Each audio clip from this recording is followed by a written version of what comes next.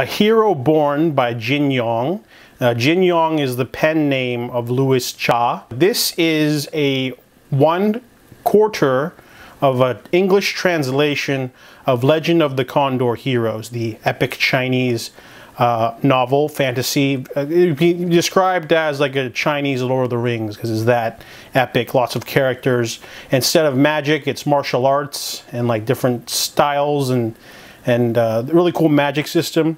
Now, the reason why I wanted to get into Legend of the Condor Heroes because they made a trilogy of interesting films starring Alexander Fusheng.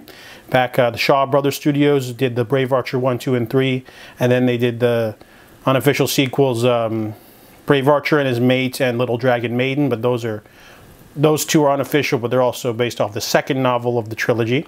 So the first 4 novels are just one novel divided English translation. But the first one's done by Anna Holmwood, and I was really pumped for this because I really like those movies, so I want to get into this. You know, I also like The Eagle Shooting Heroes. It's like a parody of it.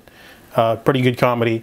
Anyway, so this one's about 2 martial arts masters, martial brothers, who each have a pregnant wife, and they basically are living in a very harsh political landscape because the North, the Jin Empire is sort of taking over of sorts, and they send down their armies to sort of subjugate the people, kill the patriots, and they eventually want to take over the South. And these two basically meet a Taoist monk who's very powerful, and because they do that, they harbor him and they have contact with him. They are attacked by the Jin army, and tragedy befalls them, and martial arts masters end up fighting each other. There's the 7 freaks of the South versus the Taoist monk Chao Chu Ji. Yes, these two basically have a battle in an inn, and they decide that in order to have a proper battle, they are going to each find and track down the widows, the pregnant ones, and safeguard them, keep them safe, and then help the widows raise their children and teach them martial arts. That way, each of them can basically fight 18 years later and settle things between the 2 martial arts masters, the 7 deadly freaks and the Taoist monk. So this story like starts off like really early, and we don't introduce Guo Sing. He's basically a dullard of a boy, but he's living in Mongolia. He's one of the widow's sons, and he's living on the steppe and basically lives there and with his masters, and he has to learn martial arts. And that's kind of where our story begins, but it doesn't happen until like way in. And then eventually he has to go away from his mother and eventually go down south to the meeting place where he's going to have the battle with his martial brother who he's never met. So that's a really convoluted story. I personally liked it because I've seen the movies, so I kind of already have a small sort of grasp of like the epicness of the story, but I didn't realize how much detail they didn't include. Like Genghis Khan is in this and has a lot of storylines. There's also a lot of backstory for some of the smaller characters. A lot of details are going in. I didn't like the fact that this book literally ends in the middle of an action sequence. It was so awkward. It just ended, and I was sitting there going like, what? And I'm glad I listened to it on audiobook, but I'm glad I already had the second one queued up because it literally just ended right there in the middle of a fight scene, and I'm just sitting there going like, that was a terrible choice to end that, because, you know, someone who isn't you know, a fan of the Brave Archer movies would not, you know where the story is going, just be like, you know, just like absolutely like floored by like it just sitting there, ending there. A little awkward, but overall still enjoyable. I love the magic system. It does have like songs in it, just like Lord of the Rings, so that's why people call it like that. But it's a very interesting start to the epic. There are still 3 more books to read. The first one's called The Hero Born, then there's A Bond Undone, A Snake Lies Waiting, and then A Heart Divided. So I'll review the books separately and then probably edit them all together. So I give A Hero Born a 3.5 out of 5. A Bond Undone is translated by Gigi Chang and written by Jin Yong, the pen name of Louis Cha. It is the second out of 4 books of the Legend of the Condor Heroes translation for English. So this book picks up immediately, obviously, where the last book left off. So we're in the middle of an action sequence.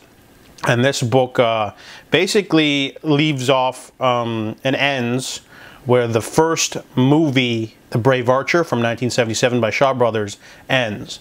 So the first 2 books of the half of this translation out of 4 covers the one movie covers 2 books. So The Brave Archer, obviously the movie skips a lot of stuff that happens. There's a lot more character development, a lot more scenes that happens in this book. This one has a lot more going on. There's a lot more action, a lot more teaching.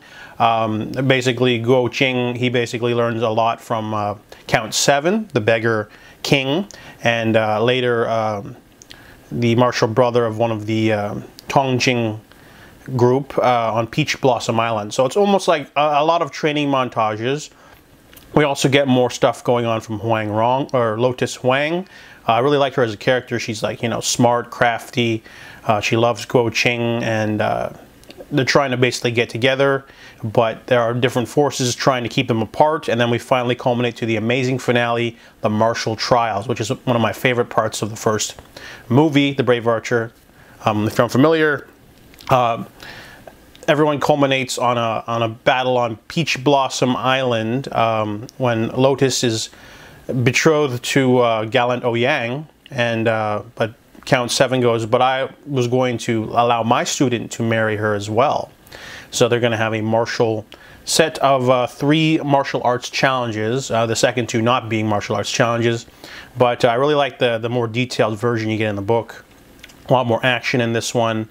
And it doesn't end. It ends on a cliffhanger, but it doesn't end in the middle of an action sequence like the first book. So I like that a lot. This one was a really strong entry.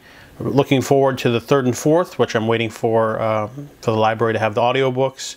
So I give A Bond Undone a 4 out of 5. A Snake Lies Waiting is the 3rd book of the Legend of the Condor Heroes translation by Gigi Chang and Anna Holmwood, written by Jin Yong, also known as Louis Cha.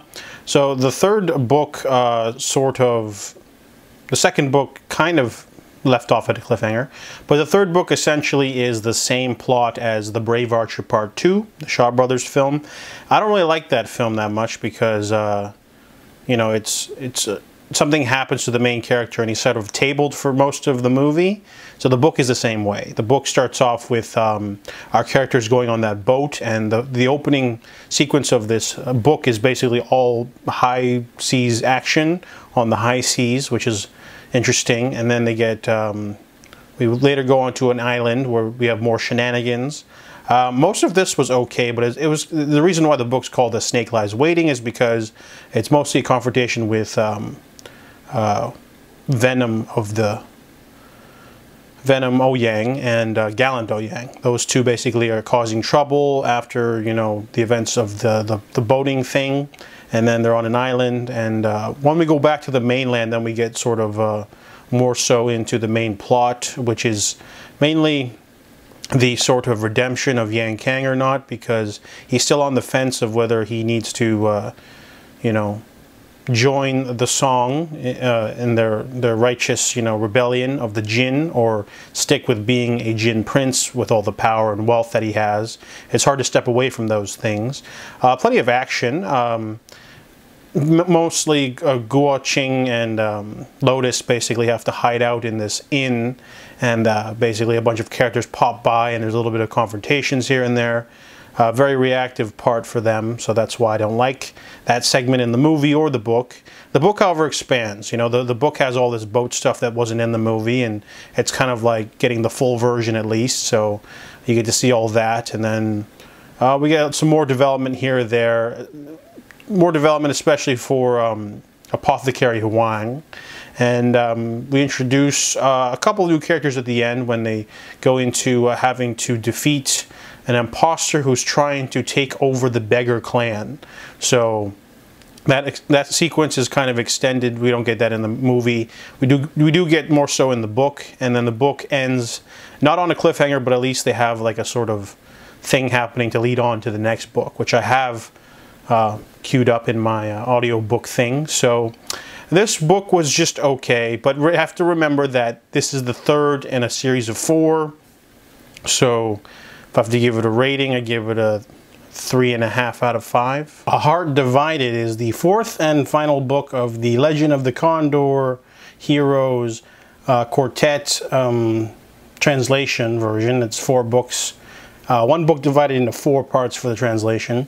So the last book starts off with a bang. We get the introduction of the Southern King and some martial trials as Guo Qing and Lotus try to find that person for a specific reason. I really like this part of the book. You know, the martial trials are always fun. They also have it when on Peach Blossom Island they had the trials as well. I like it versus just normal fighting. And then we quickly phase into the next part where Guo Qing has to basically deal with the Mongols because of a promise he made, and that's why it's called The Heart Divided. So he has to go back and basically fight for Genghis Khan, and gets involved, and we escalate the sort of rivalry with Western, with Venom Ouyang. Basically, he keeps showing up and he wants something, and he keeps being a thorn in our hero's side, and then ultimately it actually gets more serious. The book sort of gets away with all the dashing adventure stuff and explores the horrors of war, which kind of threw me for a loop because the Shaw Brothers movies, the first 3 Brave Archer films, don't cover this part of the book. They only cover up to the Iron Palm gang, and then they unofficially made the Brave Archer and his mate and Little Dragon Maiden, and those are based off of the return of the Condor heroes. So this is all kind of like new stuff for me, new territory. I was kind of surprised at the heavy nature of the war stuff, but also it really broke down him as a character. You know, he's supposed to be a righteous hero, but now he's like a general for a bloodthirsty Khan.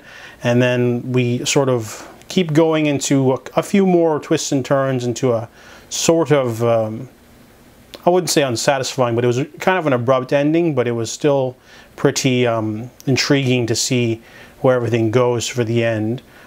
This is an epic of every sense of the word. I'd give the book a 4 out of 5, but in terms of the series as a whole, you have to read them all at once because it's one big story.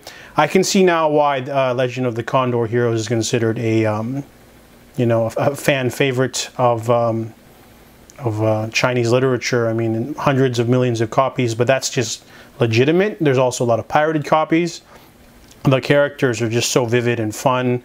Guo Qing is a dullard, but he's he's very righteous. And then Lotus Huang, she's, you know, crafty and smart and twice as cunning. You know, all the females in this book are people you can look up to. You know, even Lotus's mother, and well, not twice, not Cyclone May. She's just a really bad person. But most of the women in the story are you know, smart, and they help their partners, and they're really loyal. Really cool. The 4 pillars of the Wulin also. They're all very powerful, and you get a really cool breakdown of the magic system and the kung fu and the Neigong and stuff. It's a giant sweeping epic story that's just very worth checking out. Legend of the Condor Heroes is like the equivalent of a Chinese Lord of the Rings. So I didn't even know this, but looking into more of Louis Cha's work, he's done 17 total works, including 2 sequels to this, a prequel, and many, many more things that have been adapted by Shaw Brothers Studio. So Heart Divided is a pretty interesting final entry because, you know, it's all new for me. There's no movies based off this book, so definitely worth checking out Legend of the Condor Heroes if you're into, you know, wanting something a little bit cultural from a different culture, but great nonetheless. So I really enjoyed The Legend of the Condor Heroes by Jin Young.